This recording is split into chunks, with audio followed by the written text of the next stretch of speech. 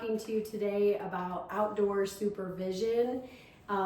Basically, I'm standing right now in our outdoor storage room where we have bikes, we have all different types of materials.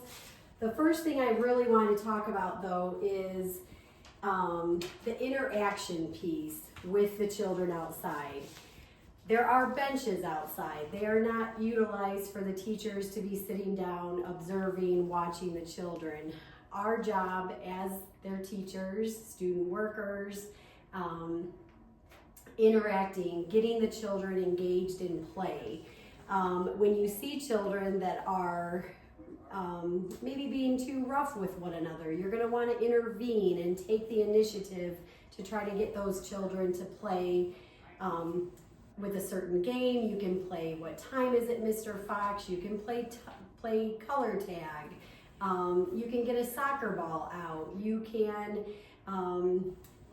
watch the climber. Just lots of different things that you can do with the children.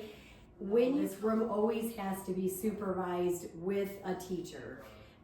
The door always has to be closed when everyone's done in here. We really try to encourage the children to stay outside of this room.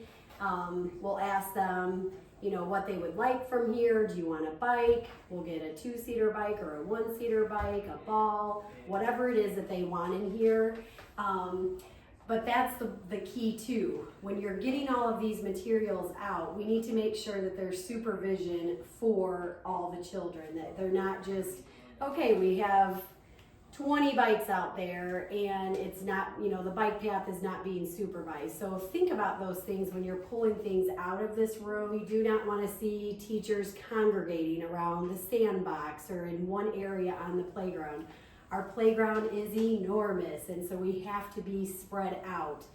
There is a small climber that's located down by the infant toddler end. That one can probably be supervised with 2 teachers. 3 would be the most beneficial. The bigger climber, any of the climbing walls, you're going to want a teacher on each side of that. So there's actually 3 different areas where they can climb on the large one. And then you have slides, so you're going to want those to be supervised. Play monster tag. That is something that they're going to ask you to do, and that's just, whether they're being the monster, you're being the monster, you're chasing them around.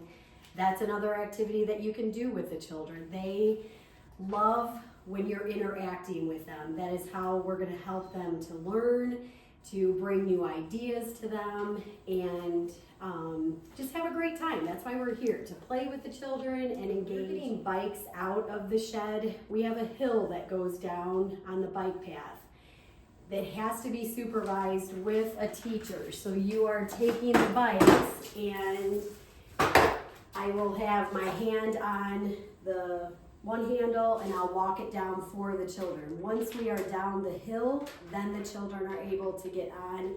The children also have to wear a bike helmet whenever they're on a bicycle. We also have these seats that attach to a bicycle. If they're in one of these, they need to have a helmet. We have wagons. Also with the wagons, they also need a helmet. So anything that they're, riding on, the helmets are necessary. So if you need help, there are kind of directions, arrows on these to know which is the front and the back. If you need guidance, you can ask a head staff and we'll be glad to help you.